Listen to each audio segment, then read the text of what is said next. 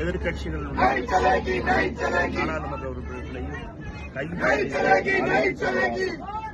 அழைத்துச் செல்கிறார்கள்.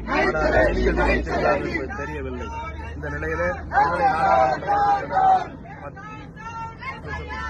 வாக்கு திருட்டுக்கு எதிராகவும் மோடி அமித்ஷாவினுடைய எதேச்சதிகாரத்துக்கு எதிராகவும் இந்தியா முழுவதும் திரண்டெழுகிற வலிமையான குரலின் அடையாளமாக நாடாளுமன்ற உறுப்பினர்கள் இன்றைக்கு போராடி கைது செய்து அழைத்துச் செல்லப்பட்டுக் கொண்டிருக்கின்றோம்.